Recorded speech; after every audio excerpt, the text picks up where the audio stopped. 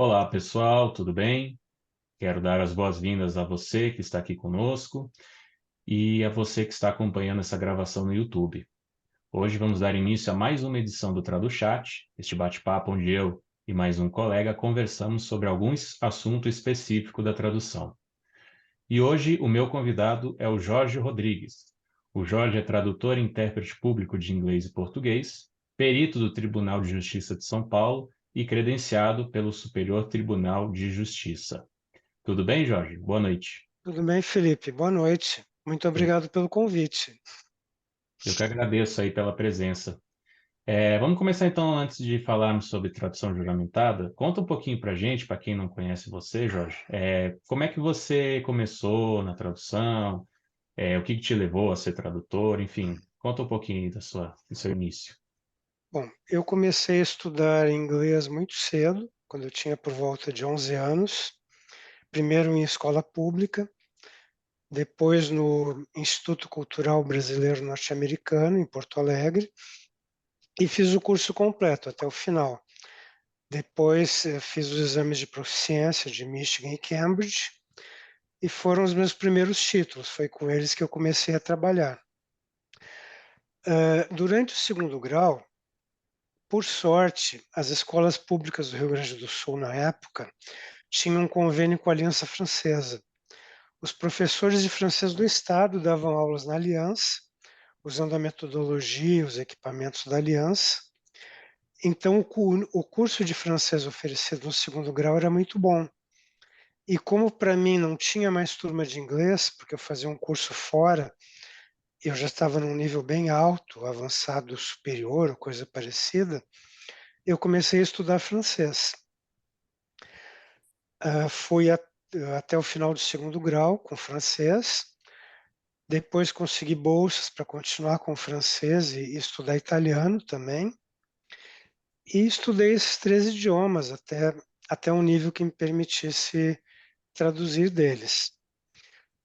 Bom, em 92 eu fiz as primeiras traduções, passei um tempo em Portugal, cerca de um ano, e lá eu fiz um dos meus trabalhos mais interessantes, que foi uma tradução de uma edição em inglês do Corão ao português. Essa edição, ela tinha, cada folha tinha algumas linhas de versos e 30, 35 linhas de notas de rodapé, contextualizando os versos. A equipe era formada por um editor português, que coordenava, um sacerdote muçulmano, que traduzia os versos, porque um infiel, um não muçulmano, não poderia traduzir os versos, e eu que traduzia as notas de rodapé.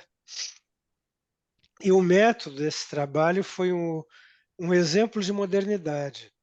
Eu ainda usava uma máquina de escrever mecânica, uma Remington 25, só que o editor ele fazia questão de receber as traduções manuscritas. Ele não aceitava que fosse com máquina de escrever. Então, toda semana ele me mandava meia dúzia de folhas, eu traduzia as notas, devolvia para ele, tudo isso pelo correio, né? E na semana seguinte ele me mandava mais meia dúzia de folhas e o pagamento pelo que eu tinha feito na semana anterior em dinheiro, em cédulas, no envelope. E assim fomos quase um ano até terminar o trabalho. Após isso eu voltei ao Brasil e fui parar em São Paulo. Eu sou originalmente de Porto Alegre, mas acabei decidindo ficar em São Paulo. E comecei a dar aulas de inglês em cursos livres de lá.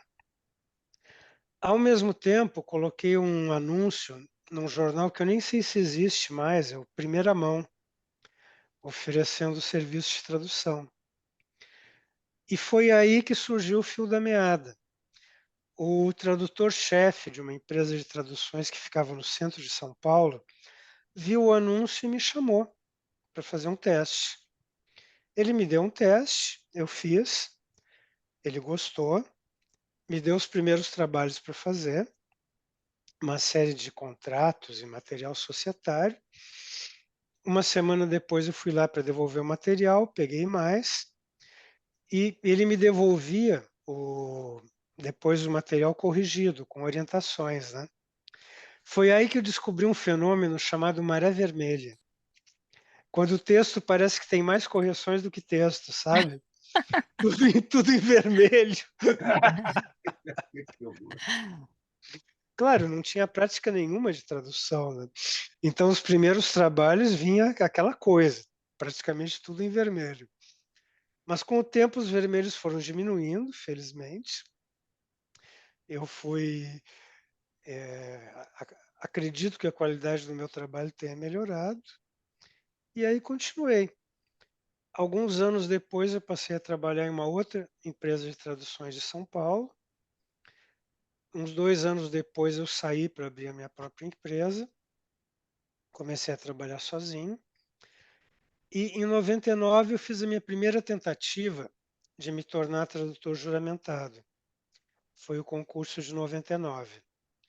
Naquela ocasião eu passei nas duas fases da prova escrita, mas não passei na prova oral, nas fases de interpretação. Bom, eu aceitei o resultado, né, porque chorar e surtar não ia adiantar nada, e segui trabalhando. Eu comecei a fazer traduções certificadas para o exterior, que é uma possibilidade de trabalhar com tradução jurídica para alguns países que aceitam traduções certificadas em vez das juramentadas, até que em 2013 surgiu o primeiro concurso público que não exigia residência prévia no estado, que foi o de Sergipe. Aí eu fui para lá, prestei o concurso, dessa vez passei em todas as fases, em primeiro lugar em inglês, em segundo na classificação geral, mudei para lá, porque eu acreditava que, sendo um mercado pequeno, e a maioria dos aprovados fatalmente ia sair, porque era gente de outros estados, que planejava ficar só pelo tempo necessário até poder pedir transferência, eu acreditava no potencial de lá, que ia ficar pouca gente e ia dar muito certo. Aí eu tive um problema grave de saúde, a insuficiência renal se manifestou, e na época lá não tinha central de transplantes. Não sei se tem hoje. Então eu voltei para São Paulo, pedi transferência, e desde então eu estou em São Vicente, ao lado de Santos, no litoral de São Paulo. Tenho trabalhado como tradutor público, atendendo clientes diretos. Com o tempo eu fui credenciado no Tribunal de Justiça de São Paulo e no STJ. E além disso, gradativamente, desde início dos anos 2000, eu fui construindo uma carteira de clientes no exterior. Então, hoje, eu tenho alguns clientes no exterior e, principalmente, clientes pessoa física de tradução juramentada no Brasil. E alguns clientes pessoa jurídica também, mas principalmente tradução juramentada. Porque o mercado brasileiro para tradução não juramentada, vocês sabem tão bem quanto eu que é uma lástima, né? É muito difícil de conseguir sobreviver nele, pelo, pelos honorários pagos, principalmente, né? Bom, então, basicamente, é isso. Aqui estou aqui, o que que há? Legal, Jorge. Bacana a sua história. Eu gosto de ouvir porque ela tem detalhes que, assim, para alguns que vieram um pouquinho depois, como eu e outros que estão nos acompanhando, a gente provavelmente nunca vai experimentar, né? Fazer anúncio em jornal, ter que receber Pois é, pagamento em cédula, né? A primeira não, mão, querendo ou não, era o LinkedIn da época, né? Vamos dizer assim. sim, o primeira mão e os classificados do estado de São Paulo. Em São Uhum. Paulo eram as fontes principais de trabalho, né? Outra coisa que provavelmente poucos lembram é dos classificados da Vejinha, da Veja São Paulo. Aquilo dava um retorno muito bom. Depois morreu, claro, mas enquanto durou foi ótimo. Que legal, que legal. Outra coisa é explicar a máquina de escrever para os mais jovens, né? A minha tentativa é essa. É um teclado integrado a uma impressora que imprime em tempo real, à medida que você digita. Isso aí deve pesar um bocado, né? Outra Tinha máquinas de escrever enormes, mas a que eu usei primeiro era uma pequena, uma portátil. Depois eu dei o meu primeiro salto à modernidade, comprei uma eletrônica da Casio. Aí logo em seguida já passei para os computadores. Isso foi em 94, 95. Em 96 eu comecei a usar o Trados, o Studio atualmente, né? Uhum. Que nós chamávamos carinhosamente de Travos, porque travava toda hora. Lembra, Guilherme? E O ele era numa famoso mídia, Travos. e ele era numa mídia física, dongle, né, que vocês falam? Exatamente. Era um dongle, era uma peça que lembra um pendrive, só que era bem maior, e conectava numa daquelas entradas grandes, eu nem lembro o nome daquilo. Em tamanho, lembra a entrada de um monitor. E era aquilo que ativava a licença. Você só conseguia usar quando ativava aquilo. Outro detalhe é que, na época, a licença do estúdio custava US$ 3.000. Ou seja, hoje o povo chora para pagar 500, né? Vocês são felizes e não sabem. Ou para pagar 1.500 parcelado nas revendedoras brasileiras, né? Como a Babel DXT, se eu não me engano, que é a que vende Em hoje em dia. reais, né? É. Você então tá no tempo do dongle com o cara de pendrive, que tinha o Isso, dongle de botar na porta PS1, que era, um- exatamente. que era a antiga porta da impressora, que você enfiava um É. dongle, aí tinha o dongle do Trados, tinha o dongle do Deja Vu, você ia Uhum. botando, e o pessoal dizia que o Danilo Nogueira colocava. Na verdade, começou lá fora com um fanático, era o Danilo. Aí depois, no Brasil, era o Danilo Nogueira, Uhum. o Lamensdorf, que já O Danilo faleceu, acho que começou a usar em 95 o estúdio. e eu não sei, Eu é por comecei em aí. 96, É, mas um pouquinho depois dele. era um cara lá fora, o Lamensdorf e eu, que diziam que a gente plugava meia dúzia de dongles e no final plugava a cafeteira. Não, e você lembra como se Nossa, instalava o estúdio? ah, um monte Lembra? de 20 disquete. disquetes de 3 Um polegadas e monte meia, de apilha. Eu um não lembro atrás se do eram outro. 20, mas era uma maçaroca assim de disquete. É, Vinha numa caixinha, eram 20 disquetes de 3 polegadas e meia. sim. E Levava engraçado, horas né, para que instalar. na verdade o primeiro Trados ele era uma macro do Word, né? Ele era uma enorme macro do Era. Word. Ele Ele não era trabalhava um. integrado ao Word, Trabalhava, verdade. exato, como No- o WordFest tradicional faz, não É, o WordFest Classic funciona assim Classic, até né? hoje. O Classic funciona assim. eu não sei se em algum E, momento vocês já fizeram isso, mas um dia vocês podiam postar nas suas redes as fotos dessas geringonças aí, só para ter Eu uma publiquei ideia. alguns artigos no blog e no meu Facebook. Tem foto do dongle, tem foto dessas máquinas antigas. Ah, legal. Vou resgatá-la depois, então. Bacana. Agora, voltando a falar da tradição juramentada, Jorge, você acha que o fato de você já ter trabalhado no escritório, logo que você voltou para o Brasil, depois da sua experiência em Portugal, foi o que te levou a querer fazer essa prova, ou foi mais o fato de ter surgido os concursos? O que que você acha assim que te levou Não, a foi fazer essa isso prova? mesmo, porque essas empresas com que eu trabalhei em São Paulo eram de tradutores juramentados. Só que eles tinham um volume muito grande de material não juramentado também, que era o que eu fazia. Mesmo na área jurídica, tinha muitas coisas que não precisavam de ser juramentadas. Mas com isso, eu estava lá, eu vi o processo todo. Eu aprendi o trabalho sem fazer o trabalho. Como fazer tradução juramentada, papel timbrado, imprime, publica em livro, leva na junta comercial, autentica, os procedimentos todos, os trambiques todos que a concorrência fazia, que a gente ficava sabendo também. Então eu aprendi toda a parte prática do ofício sem exercer. E lógico, desde essa época o meu objetivo era me tornar tradutor juramentado. O Danilo Nogueira costuma dizer que nunca quis. Eu digo que eu sempre quis, desde que eu comecei a trabalhar com tradução. E você também, claro, foi demonstrando uma aptidão, né? E a prática, atrás da prática, foi tornando você apto para isso, né? Sim, a maior parte do material que nós fazemos é documentação jurídica, se bem que aparece de tudo, né? Aparece material médico, receitas, exames, de tudo um pouco, mas o que predomina mesmo é a documentação jurídica e comercial. Documentos pessoais também. Como o Brasil tem colônias grandes no exterior, eu tenho uma clientela muito grande em Irlanda, Canadá, Austrália, Estados Unidos, Reino Unido, porque esse pessoal vai e volta, casa, separa, tem filho, estuda, né? Então tem muita documentação que tem que ser traduzida. E para valer no Brasil tem que ser tradução juramentada.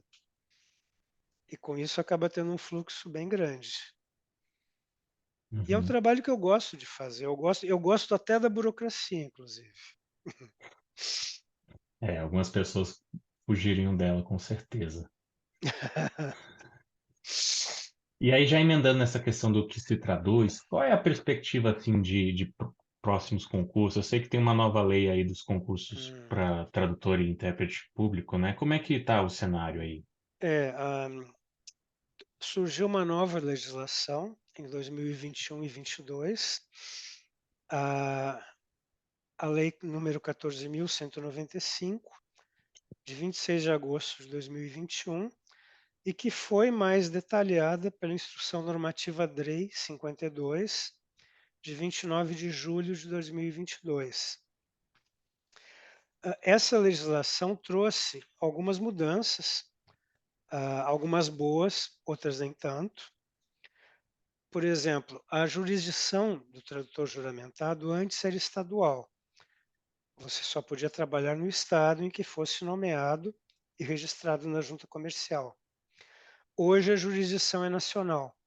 Nós podemos trabalhar em todo o Brasil, embora o registro ainda seja em uma junta comercial. O órgão fiscalizador, anteriormente eram as juntas, passou a ser o DREI, mas o DREI não está muito interessado nisso, está achando um jeito de jogar para as juntas de volta, porque o tradutor juramentado tem uma característica, ele só dá despesa para o governo, dá lucro. Porque nós recebemos os nossos honorários, os nossos emolumentos dos usuários dos nossos serviços. E nada vai diretamente para o Estado ou para a União, a não ser em forma de imposto de renda, mas aí é indireto, né? Não, nós não geramos receita direta, mas geramos despesa direta, porque o governo tem que nos fiscalizar. Então o DREI está dando um jeito de nos jogar de volta para as juntas comerciais. Então isso não, provavelmente não mude.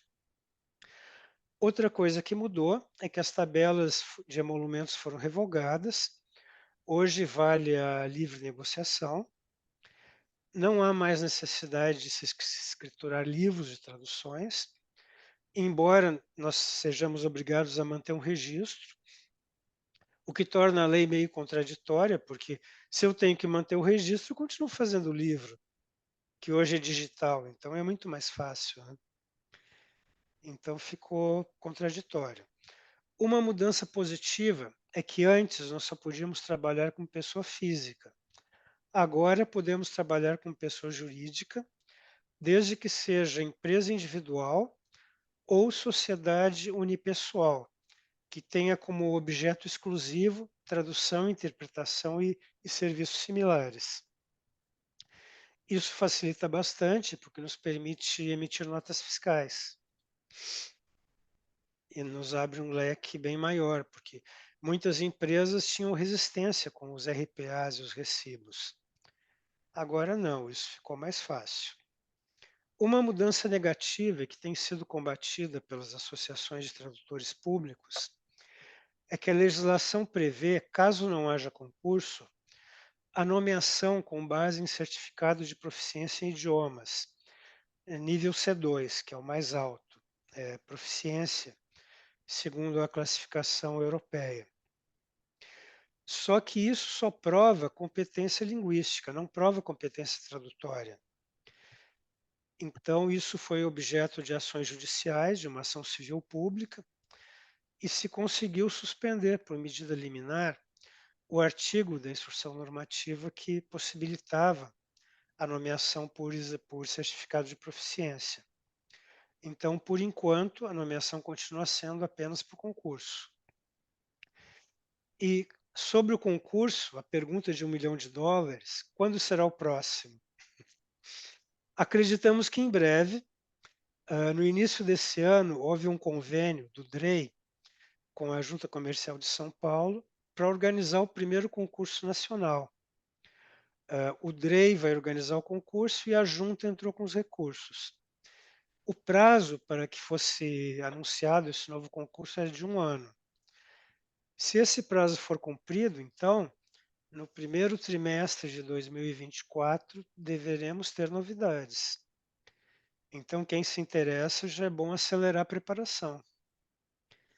Estudar, treinar tradução jurídica, treinar tradução literária. Literária principalmente, porque uma das características do concurso, e que foi mantida na legislação, é que a prova escrita é composta de 2 fases. Uma tradução do idioma estrangeiro ao português de um texto técnico, procuração, contrato, conhecimento de embarque, qualquer coisa desse tipo. E uma versão do português ao idioma estrangeiro de texto literário. A do meu concurso em Sergipe caiu A Morte de Quincas Berro d'Água. Aí eu fiquei com medo, eu tive dúvida se eu tinha passado quando eu vi aquilo. Mas passei, felizmente. E quem passar nas 2 fases da prova escrita vai para a prova oral com banco examinador. Aí vai ter que fazer 3 coisas. Uma tradução, idioma estrangeiro português à prima vista, vai receber um texto e vai ter que traduzir oralmente, e uma versão à prima vista, mesma coisa. Feito isso, vai sortear um ponto entre 5, vai receber um determinado assunto e vai ter que preparar uma palestra curtinha, 4, 5 minutos. E vai apresentar essa palestra no idioma estrangeiro. Após a apresentação, tem a arguição no idioma estrangeiro e no português. São 2 examinadores, um faz perguntas em inglês, por exemplo, e o outro em português. E você tem que responder de acordo. Em inglês, quando for perguntado em inglês, e em português, quando for perguntado em português. Para aprovação, é necessária nota mínima de 7 em cada prova e média geral mínima de 7. E essa estrutura foi mantida pela nova legislação. Então, os próximos concursos devem seguir essa estrutura. É isso que torna a aprovação tão difícil, porque no nosso meio é muito fácil você encontrar excelentes tradutores ou excelentes intérpretes. Agora, excelentes tradutores e intérpretes é mais difícil. É mais difícil você encontrar gente muito boa nas 2 áreas. Por isso, o nível de aprovação nesses concursos é de cerca de 5%. É menor do que o exame de ordem da OAB. No que eu prestei em Sergipe, havia 420 inscritos e passaram 27. Então, é um exame bem duro. Quem tiver interesse nisso já deveria ter começado a se preparar há muito tempo. E se tudo der certo, se São Jerônimo ajudar, nos próximos 6, 8 meses, deve ter notícias por aí. E para essas provas você não pode levar consulta, né? Dicionário, glossários. Pode. Pode? O que eu fiz podia, mas o que vai determinar isso é o edital. Sim. Tanto que tinha gente com malas de dicionários, né? Uhum. Então, assim, basicamente a pessoa tem que ter uma aptidão em tradução jurídica, tradução literária e, claro, ter uma boa oratória para poder passar pela fase de arguição, né? Sim, você tem que ter uma prática boa em tradução jurídica, não pode ser muito ruim na literária, porque senão não passa igual, né? Tem que ter a mesma média 7, e tem que passar pela banca examinadora na fase oral. Entendi.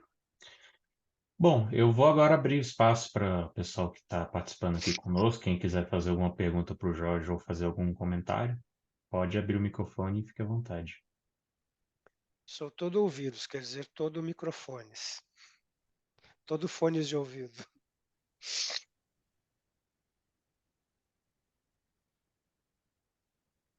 Bom, se ninguém vai, vou eu. Posso? Por favor. Jorge, tudo bem? Tudo Deixa eu bem? fazer uma pergunta. Comigo tudo bem, graças a Deus. Cursos para formação, para treinamento, para capacitação para esses testes, você conhece algum legal? Você dá cursos? Como é que é isso? Eu não dou cursos, talvez Não, dá não, você cobra pelos cursos, Não, né? Dá. por enquanto eu não dou cursos nem cobro. Mas caso o concurso seja de fato anunciado, Uhum. eu e alguns colegas temos planos de talvez formatar um curso de preparação, Opa. mas já existe uma colega juramentada de Minas, a Marisol Mandarino, que já formatou um curso, vai ser lançado amanhã, se eu não me engano, inclusive, de preparação para o concurso. Mas, independente Verdade, disso, foi lançado hoje. Está lá no sim, tag. Foi lançado hoje às 17 horas. Já foi lançado há uma já hora e meia foi, atrás. Opa, legal. maravilha. Tá lá no tag. Ô, Uhum. A Guilherme, Marisol, você tá parecendo o Jornal Nacional super atualizado. Você tem Isso, notícia desde 40 anos passados até daqui a 2 minutos. isso é uma coisa, às vezes é boa, às vezes não, mas eu tenho uma memória assustadora. A outra coisa, nesse curso aí, Jorge, vocês Mas têm vamos que lá, ver vamos para o também curso. como Oi, tudo bem? obter técnicas de memória. Sim, Porque haja memória para ser tradutor, juramente. na verdade é um espaço muito pequeno, um período muito pequeno para um curso. Na verdade, o que se vai fazer nesses cursos, eu suponho, é treinar pontos específicos e simular o exame. Porque o que mais atrapalha no exame desse é o nervosismo, é não saber o que vai encontrar pela frente. O que eu imagino, se um dia eu me animar a preparar um curso desse, é que eu vou simular o exame. Em cada módulo se, se exercita a tradução, interpretação e versão, e em seguida se treina para o exame. Eu acho que é o mais importante, né? Porque quem não tiver anos de bagagem de tradução dificilmente vai passar, Ô, com Jorge, curso ou sem curso. Jorge, você que é muito experiente, inclusive você é um cara muito zen, né? Muito tranquilão. Tá? Eu queria perguntar duas coisas. Primeiro, essa história do juramentado, muita gente, quando você entra em grupo, em rede social, defende com unhas e dentes porque eu sou juramentado, porque eu passei no concurso, não sei o que e tal. Mas ele esquece que é uma espécie de lobby isso aí, é um negócio para privilegiados, né? Tem muita gente boa que não pode porque não tem vaga, porque não abre concurso, né? Não sei se você acha isso uma coisa justa, Não, entendeu? nunca me subiu para a cabeça desse jeito. O que as associações defendem é que o concurso seja periódico. A proposta é que seja a cada 5 anos, justamente para que todos tenham a possibilidade de acesso. Porque O não italiano faz interessa, 30 anos que não tem, né? Então, depende do estado. Teve em Sergipe em 2013. eu vou ter que ir lá Então, para Sergipe. não, depende do estado. Você está onde? São Paulo. São Paulo foi 99. Então, Mas quantos não anos? faz 30, faz quase 20, 30. 25. 25, meu, tá? Muita coisa, 24 anos, pelo amor de Deus. Porque não interessa para ninguém que não tenha concurso. Se não tiver, acaba o Exatamente, ofício. Ninguém ganha com isso. exatamente. Outra coisa, como é que você faz para ser Tirando tão a zen? burocracia, Oi? Como é que você tirando a faz para ser tão zen? burocracia, de Olha, edital, essa eu coisa acho que, toda? que Ah, foi a idade mesmo, porque quando jovem eu era bem mais estourado. Não, mas o que a vida me ensinou é que, sendo zen, é mais fácil você conseguir as coisas do que se você cair matando, se você vier com voadora para as pessoas, né? Onde eu trabalhava, o pessoal usava uma sigla chamada PACU, pavio curto. Eu sou muito pavio curto com 66 anos ainda, então eu estou fazendo meditação, você acredita? Eu fui pavio curto, mas quando eu aprendi que eu conseguia quase tudo que eu queria na conversa, aí eu vi que não valia a pena. Você virou estelionatário, então. Não, não vale a pena ser pavio curto. Guilherme ia falar alguma Guilherme, coisa? desculpa, eu acho que nós cortamos você, perdão. é que se não fosse uma questão da burocracia, quer dizer, edital e todo, mas isso talvez fosse contornável, mas mais grave, entre aspas, seria o custo. Do concurso? O custo. Poderia ser adotado um sistema semelhante ao sistema que a ATA está adotando agora para você se inscreve, Hum. tá?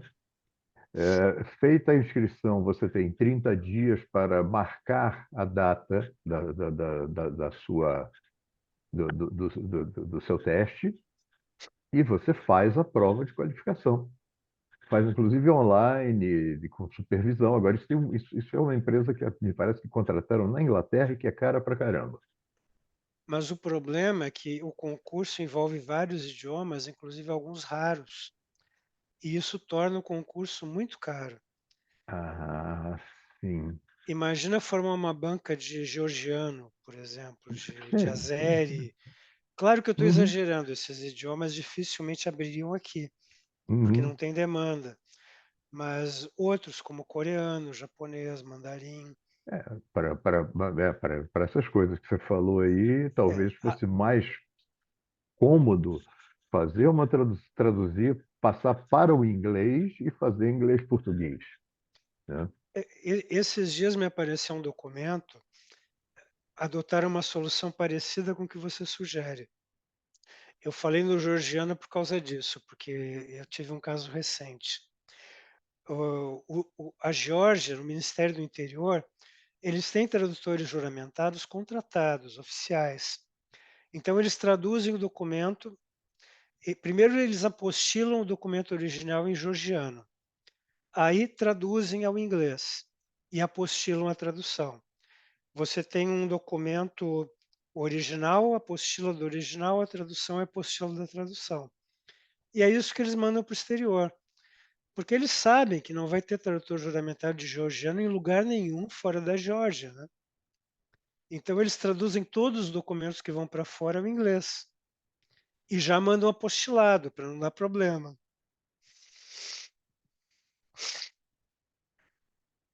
Essa Jorge, foi uma explica o que é solução. apostilado para quem não sabe. Assim, a apostila de Haia é uma legalização internacional que é aposta no país em que o documento é expedido. Essa legalização prova que o documento é um documento público válido no país de origem. Por exemplo, qualquer documento para ser aceito no Brasil, ele tem que vir do exterior com a apostila de Haia, e aí sim é feita a tradução juramentada dele, para que tenha valor no Brasil. O contrário, quando o documento brasileiro vai para o exterior, o CNJ determina um apostilamento duplo. Primeiro é apostilado o documento original, aí é feita a tradução juramentada ao idioma do país de destino. Então, essa tradução ajuramentada também é apostilada, com a apostila de Haia. E aí já vai com todas as legalizações possíveis.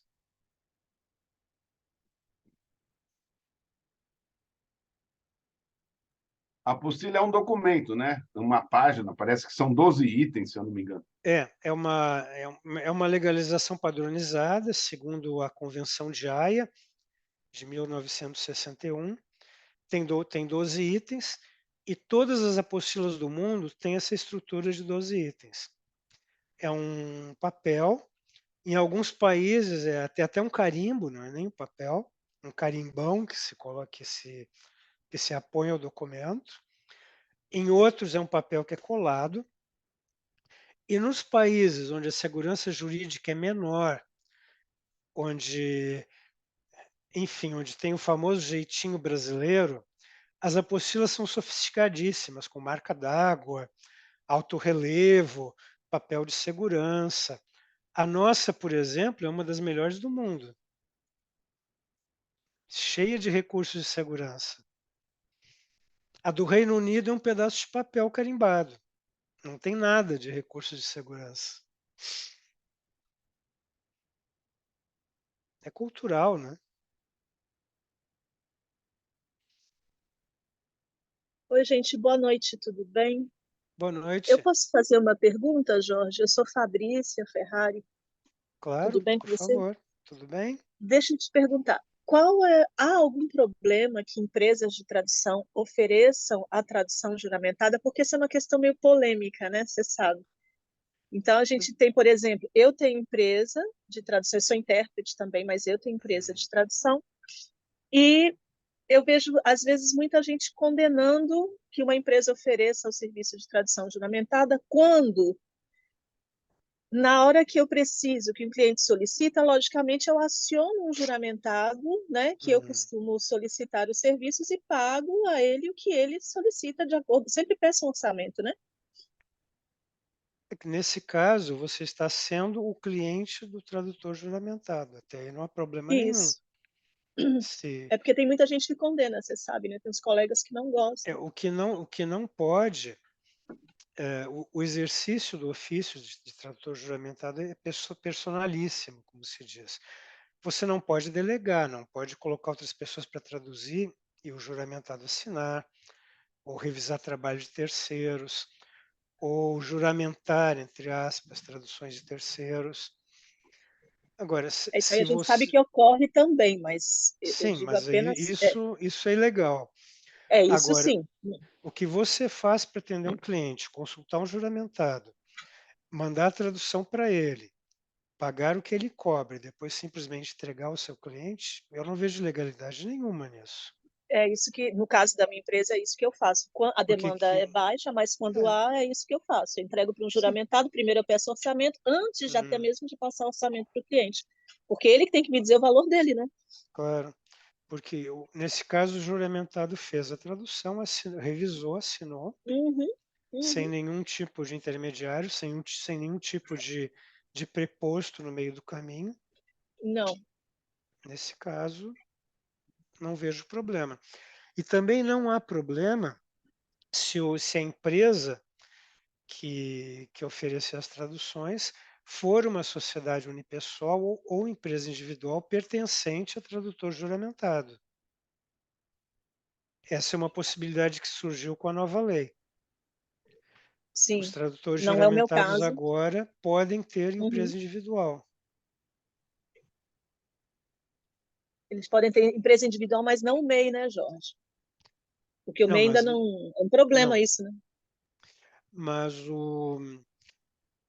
pelo nível de faturamento do MEI, dificilmente um tradutor público se enquadraria.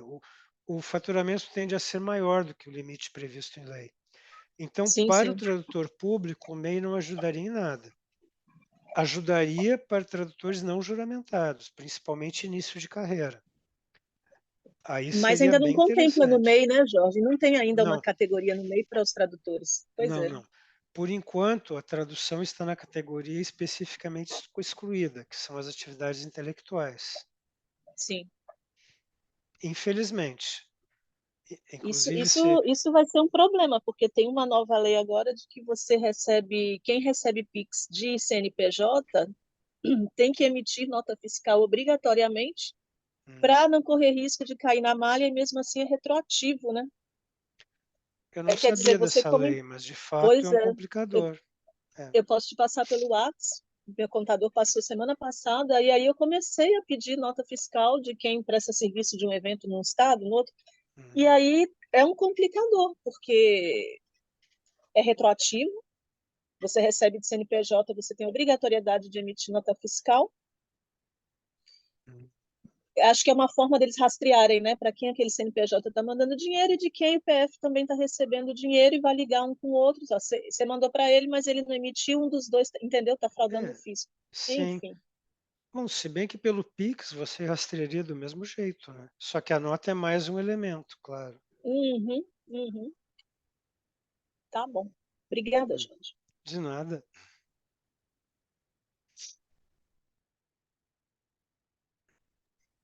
Ô Felipe, você me autoriza a fazer um merchan aqui rapidinho? Fica à vontade. É o seguinte, quando você falou em memória, eu tenho um curso eu sou professor, né? Então, muita gente tem dificuldade, né, de guardar coisas porque diz que não tem muito boa memória e tal, né? Na realidade, a memória é um treino, né? Então, eu vou passar para vocês aí, deixei meu e-mail. Quem quiser um PowerPointzinho aí com 28 técnicas, né, de memória, eu mando para vocês, tá bom? É só mandar um e-mail para mim que eu mando para vocês. Eu acho interessante. É bom, sim, porque Treinar a memória sempre é bom. nem assim mesmo para os mais velhinhos, acho que é melhor também ter uma técnica, porque a memória com o tempo ela vai reduzindo, viu, gente? Não, mais velhinhos não. Gente com problema de DNA, data de nascimento antiga, ou ficando não, problemas vintage. com a CIA, carteira de identidade antiga. Também. Você está com problema com a CIA aí, é meio grave. Sim, sim. Então, Essa assim, da se CIA eu você não quiser mandar conhecia. para mim aí, é RitondaleBR, Ritondale é meu sobrenome, @hotmail.com. E aí vocês me mandem até sexta-feira, eu mando um PowerPointzinho aí, e foi muito útil, muita gente me agradece, viu? Muita gente me agradece por conta disso, porque vai desde a alimentação e o sono, é óbvio, né? Até técnicas mesmo de associação, né? Porque com língua estrangeira não dá para adivinhar, né, Jorge? Não, claro. Essa história de limitação do sono é importante. Eu li uma pesquisa há algum tempo que diz que a limitação de sono prolongada ao longo de muitos anos tem o mesmo efeito sobre o organismo que alcoolismo prolongado.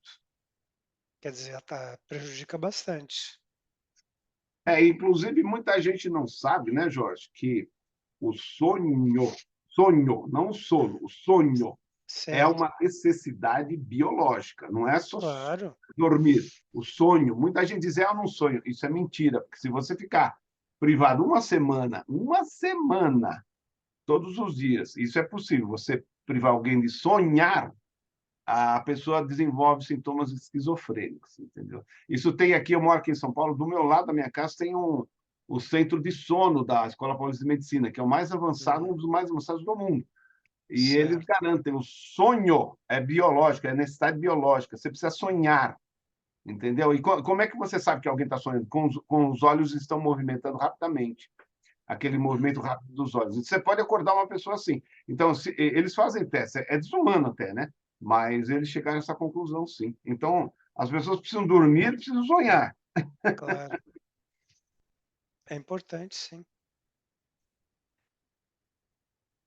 Uma pergunta aqui no chat, perguntando se o próximo concurso está previsto para São Paulo no final desse ano, no começo do próximo, e se passando nele, permite trabalhar em qualquer estado. Bom, o concurso não está previsto propriamente. Existe um convênio entre o DREI e a Junta Comercial de São Paulo, em que o DREI organiza o concurso e a Junta entra com dinheiro. Esse concurso vai ser nacional, não apenas para São Paulo. Não se sabe ainda como vai ser. Eu acredito que o DREI vai coordenar e vai usar as juntas comerciais como polos para fazer, porque vai ter que ter um local físico, possivelmente. Mas esse concurso será nacional e quem for aprovado vai poder trabalhar em qualquer lugar do Brasil. Aliás, já pode. Os tradutores e intérpretes públicos antigos, que antes estavam limitados ao Estado, agora podem trabalhar em todo o país. E os novos futuros colegas também. Necessário ter diploma de nível superior para fazer a prova? Antigamente não, o concurso era só de provas, não era um concurso de títulos. Então, em tese, até com primeiro grau incompleto, você poderia passar, desde que passasse pelas provas, né? Mas com a nova lei é preciso ter nível superior em qualquer área. Precisa de curso de graduação. O Daniel pergunta também se não se sabe quais línguas vão ser objeto do concurso. Não. Possivelmente as mais tradicionais e alguns idiomas raros, em que já tem carência, né? Mas idiomas raríssimos, dificilmente. Esses vão continuar sujeitos à tradução ad hoc, quando for necessário, ou seja, a cada caso específico. Um tradutor pode pedir nomeação específica à junta comercial para uma tradução ou versão específica de um idioma raro de que não tenha tradutor intérprete público concursado. Mas eu acredito que, no mínimo, os 10 ou 12 idiomas mais difundidos vão aparecer no concurso, sim. O Paulo pergunta se holandês é considerado um idioma raro. Olha, no último concurso em São Paulo e no Rio, houve holandês. Então, eu acredito que é um idioma raro, mas como é uma língua da União Europeia, provavelmente deve ter avaliação de holandês. Porque houve em concursos anteriores. Esloveno, que é raríssimo. Nós temos uma tradutora de esloveno em São Paulo, concursada, em 99.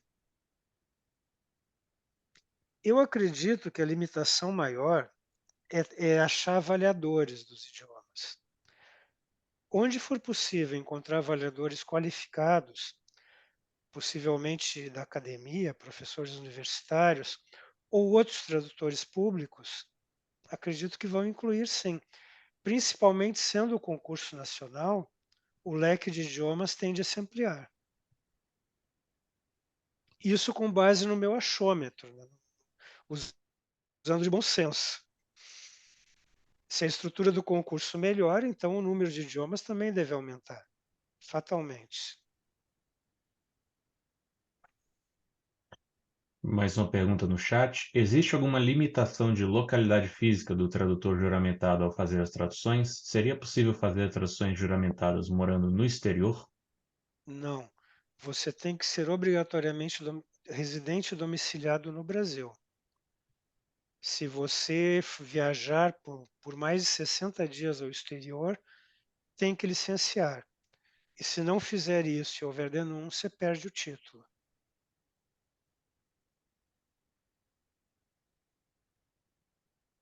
O Daniel pergunta se o diploma superior tem que ser do Brasil ou revalidado para poder participar do concurso.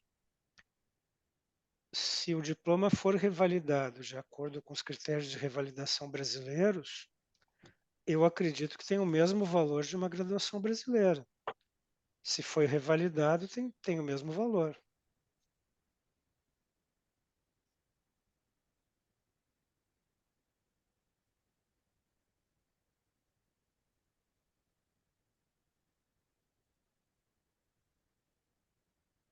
Alguém mais quer fazer uma pergunta ou um comentário? Posso perguntar uma coisinha? Claro. Como é que funciona, por exemplo, uma colega precisava de um tradutor de catalão, porque a empresa queria, porque queria, não admitia de jeito nenhum a tradução livre, tinha que ser com tradutor público. Era uma estatal, numa concorrência, não sei o quê e tal. Não tinha ninguém no Brasil que era tradutor nem livre de catalão. Então, ela Certo. teve que procurar lá em Barcelona.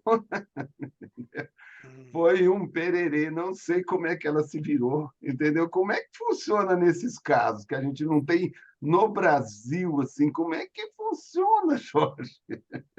Bom, uma coisa que pode ser feita, você pode tentar uma tradução ad hoc, procurar um tradutor qualificado do idioma, que não seja tradutor público.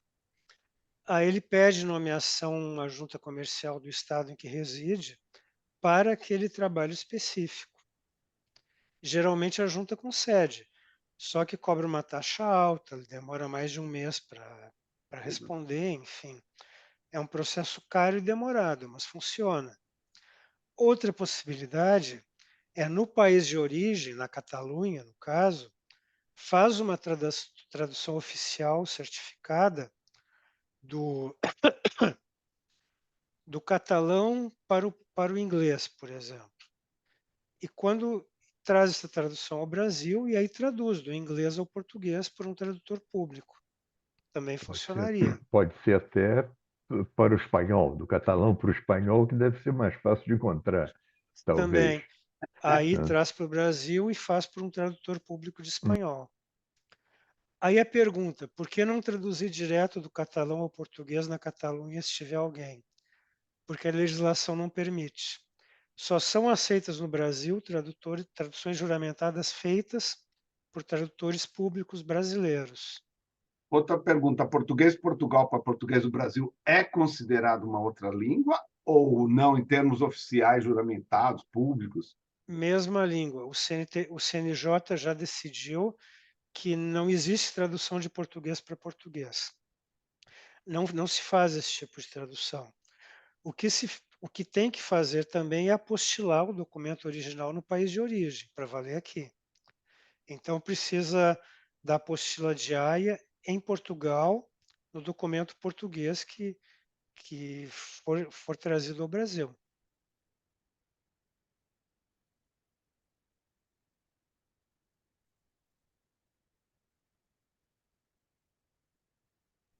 Ô, Jorge, eu tenho uma pergunta. Qual é o critério para definir que um idioma seja raro para fins de concurso de tradução juramentado? É pelo número de habitantes que falam o idioma? Enfim, eu tenho essa curiosidade aí que me veio agora.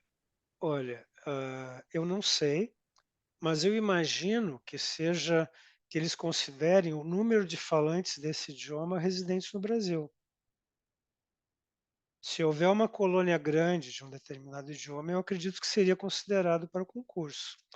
Ou se houver um fluxo grande de comércio internacional entre o Brasil e um país que tem um idioma mais restrito também. Tanto que o último concurso do Paraná fizeram de ucraniano, de russo, de polonês, eslovaco, esloveno, sérvio, que são sérvio, eslovaco e esloveno são raríssimos, né? Mas tem uma colônia importante no Brasil. Então, teria demanda.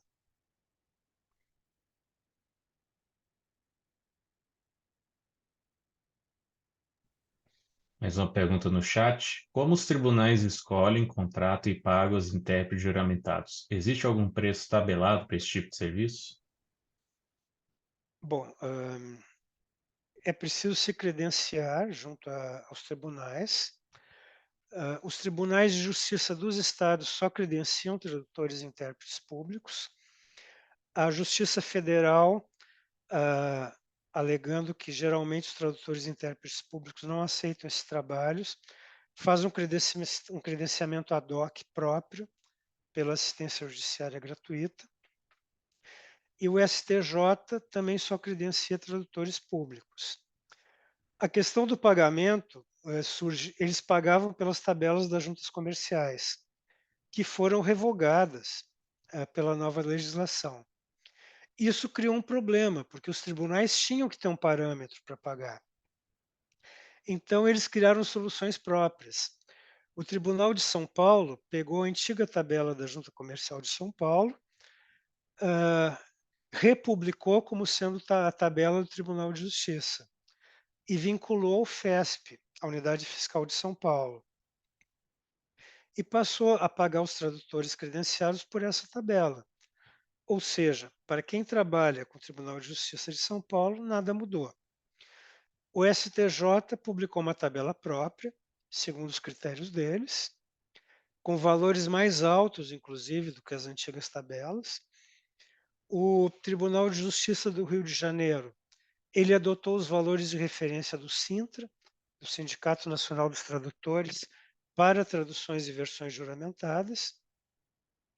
E as antigas, as associações de tradutores e intérpretes públicos mantiveram as antigas tabelas das juntas comerciais nos sites a título orientativo, como preços sugeridos, não mais como tabelas. Então, o próprio mercado acabou se ajustando e criando parâmetros, porque não dá para ficar a livre negociação no caso de um serviço público delegado, você fica sem chão se não tiver um parâmetro. Então, agora tem os dos tribunais.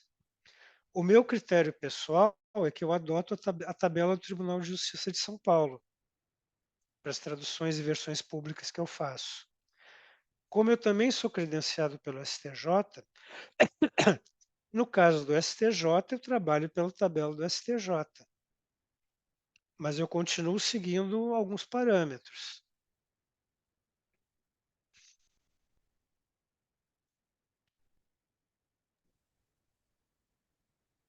O Samir, ele compartilhou uma história aqui que é tirar uma dúvida contigo.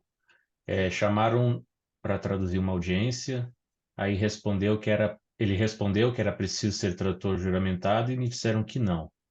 Aí ele quer saber se tinha que ser mesmo e se, caso recuse o convite, ele está sujeito a alguma multa. Samir, se o convite veio da Justiça Federal, eu confirmo. Isso é comum, eles mantêm um cadastro na assistência judiciária gratuita há muitos anos. Inclusive, eu fiz muitas traduções para a Justiça Federal antes de ser tradutor público, pela assistência judiciária gratuita. Então, não é ilegal. Se você recusar, você não está sujeito a multa, ninguém é obrigado a trabalhar. Eu não vejo problema nenhum aí, não.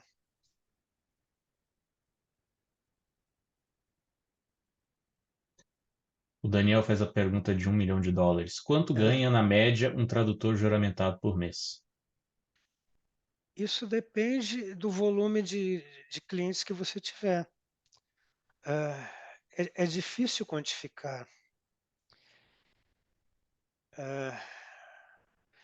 Se você tiver trabalho constante, não é difícil chegar próximo ou até passar de um faturamento mensal de 30, 35 mil reais.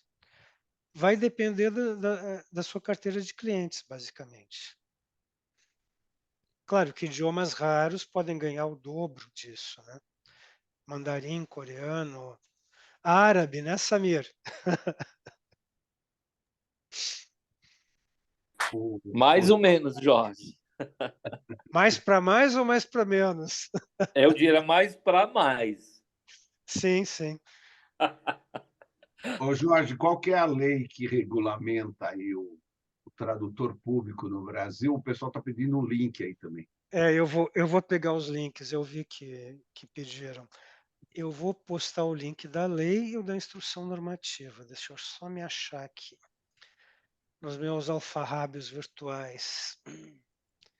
Legislação TIPS. Tem uma pergunta aqui no chat da Lília. Ela diz o seguinte: eu já ouvi que o tradutor juramentado precisa estar à disposição da junta comercial e não pode se ausentar da cidade onde mora sem avisar a junta comercial. Como é que funciona isso? Pelo antigo decreto, não havia limitação de tempo para isso. Quer dizer, em tese, até se a pessoa fosse se afastar por um fim de semana, teria que pedir autorização, o que é um absurdo, né? A legislação nova prevê que qualquer afastamento até 60 dias não é preciso informar a junta comercial. A partir de 60 dias, o tradutor teria que se licenciar. Deixa eu pôr o primeiro link aqui. Isso inclusive por motivos médicos? Motivos Sim. de saúde? Qualquer afastamento superior a 60 dias tem que se licenciar. Essa é a Lei 14.195. Aparece para todos no chat? Deixa eu pegar a instrução normativa, então, que é o que detalhou melhor a lei. Aqui. Lembrando para quem está nos acompanhando no YouTube, esses links vão ficar disponíveis na descrição. Essa é a instrução normativa que detalhou melhor como as coisas vão funcionar. Lembrando que o artigo 19, o da nomeação por certificado de proficiência, está suspensa por medida liminar. Então, a instrução normativa 52, ela está em vigor com exceção do artigo 19.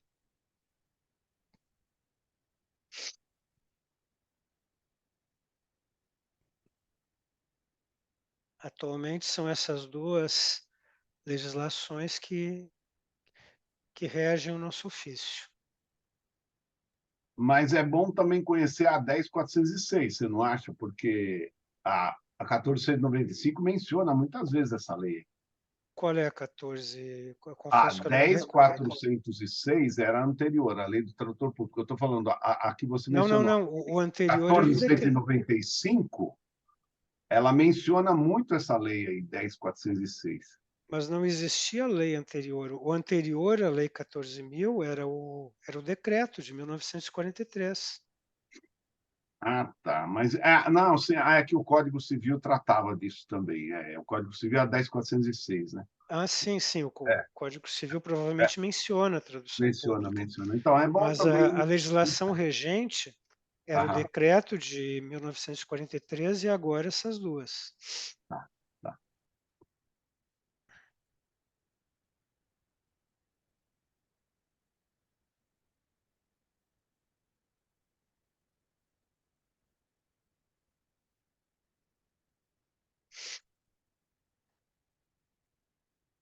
Jorge, você está de parabéns, porque você explica tão claramente que depois todo mundo não tem mais pergunta.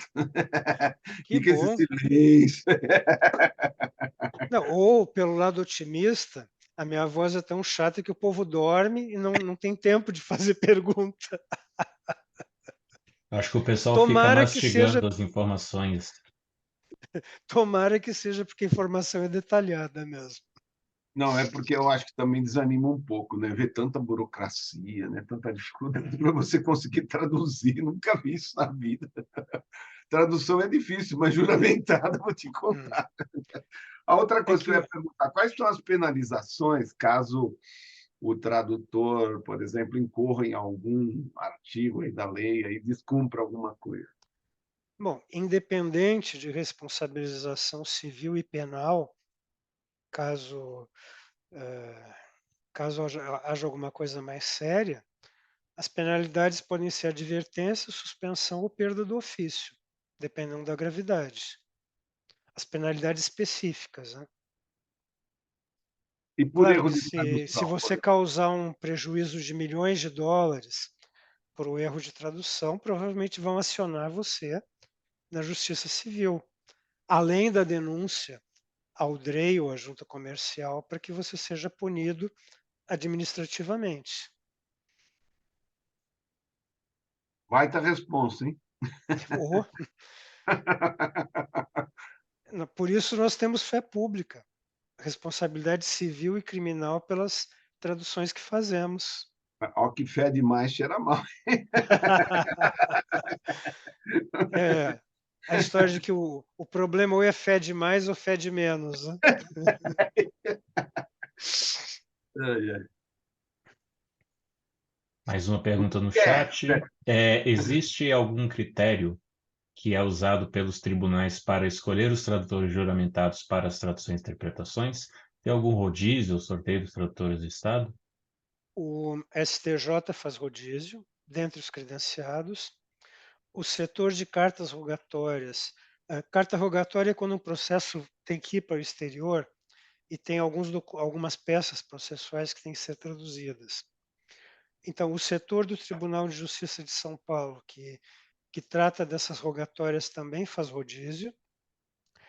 mas nomeações via Defensoria Pública ou via cada juízo de primeira instância, o juiz acessa o site do Tribunal de Justiça, no caso de São Paulo, escolhe alguém e manda uma intimação perguntando se a pessoa aceita ser nomeada.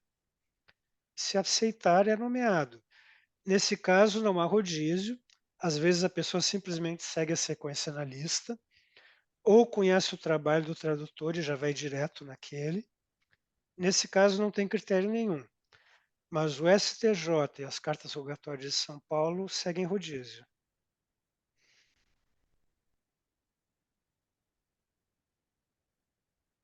O Daniel pergunta: como podemos ser informados caso o Jorge resolva apresentar um curso para preparar para este concurso? Como ele disse no início da conversa. Bom, está nos meus planos. Eu tenho conversado com 2 colegas sobre montar um curso assim que se tiver certeza de que o concurso vai sair mesmo, né? Mas pode ficar tranquilo que eu vou divulgar em tudo quanto é canto. Facebook, LinkedIn, grupos de WhatsApp. Como demora muito, Jorge, eu pergunto uma coisa: quanto tempo você estima que você vai viver? Porque você vai precisar ensinar muita gente para um concurso aí. Bom, como o ofício não tem aposentadoria compulsória, deixa eu ver. É que tudo depende, né? Eu espero viver enquanto eu tiver condições de trabalho. Quem sabe mais uns 20 anos, por aí, para mim já estaria de bom tamanho. Jorge está Como eu na flor. acredito em Jorge, como eu acredito em reencarnação.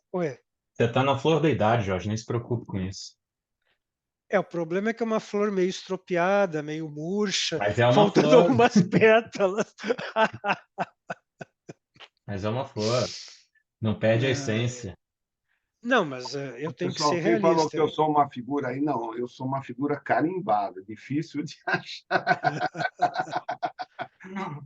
Não, é assim, eu tenho um problema de saúde grave, que é insuficiência renal, que está sob controle, eu estou tratando, etc, etc. Então, é imprevisível quanto tempo eu fico por aqui ainda. Eu acredito em mais uns 20 aninhos, mais ou menos. Ó, Jorge, eu não queria perguntar, foi uma brincadeirinha, você me desculpa, mas assim, para Não, o tem seu estado de problema. saúde, porque eu sei que você luta aí com dificuldade, porque não é brincadeira, não. Outra coisa, você conhece o Hospital do Rim aqui em São Paulo? Você frequenta? Conheço, é onde eu estou inscrito para transplante. O Hospital do Rim foi considerado o melhor hospital do Brasil. Tá? O Hospital do Rim Verdade. em São Para Paulo. Para transplante. quem tenha dificuldade com o rim, pode indicar, viu, gente? Porque, inclusive, o presidente lá no hospital, ele foi entrevistado, ele é super orgulhoso disso, vários anos seguidos, viu? O Medina é a autoridade mundial Exatamente. em transplante renal, sem dúvida. Não, a minha central de transplante é o Hospital do Rim.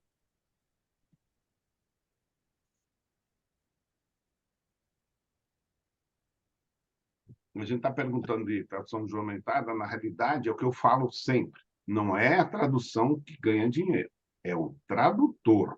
Sim. Então, um bom tradutor, o cara que está em condições plenas de saúde, com uma memória boa. Então, a primeira coisa é vocês se cuidarem, gente. A gente se cuidar. Isso é o essencial. Para depois você fazer uma boa tradução. Não dá para se iludir que é só passar o concurso que depois chove dinheiro. Não é. Tem que batalhar. Tem que conquistar a clientela. Tem trampo depois. Não é fácil assim, não.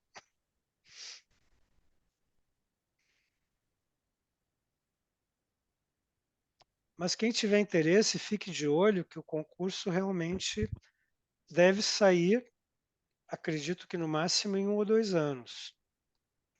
Início do ano que vem, deve ser anunciado, pelo menos.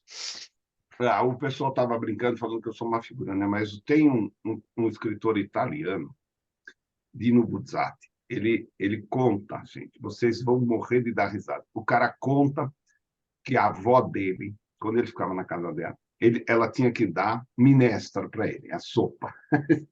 Aquela Ele sopa de odiava a macarrão e sopa. feijão. Né? Ele odiava a sopa.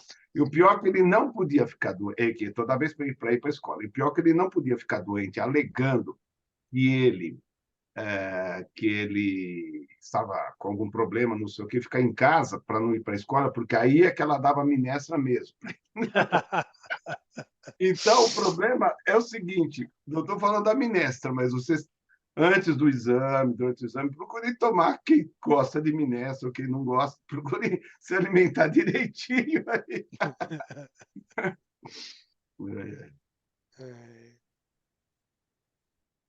E o bom humor faz parte também, né, Jorge? Lógico, lógico.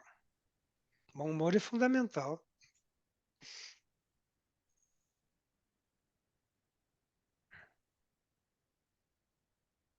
Mais alguma pergunta ou comentário?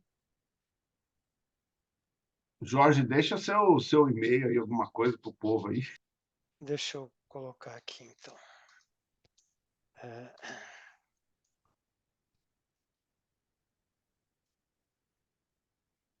O do Terra. jorgerpr@terra.com.br.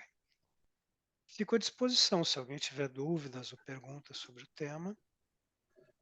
Você também é representante do Trados, né, Jorge? Não, eu sou representante do PROS no Brasil. Ah, do PROS, tá. Quem representa o Trados, o estúdio, no Brasil e no México é a Babel DGT. Pessoal, vamos Inclusive, então. eles têm um Desculpa. Só preço bem agradecer mesmo vantajoso. sua generosidade, viu? Eu que agradeço a presença de vocês. Pessoal, Obrigada. muito obrigado então pela presença de vocês. Obrigado a você que nos acompanhou aqui pelo YouTube. Obrigado, Jorge, por toda a partilha aí de conhecimento sobre tradução juramentada. E uma boa noite a todos e até o próximo encontro. Até mais. Muito obrigado pelo convite e até uma Obrigado. próxima vez. Tchau, tchau. Tchau, tchau.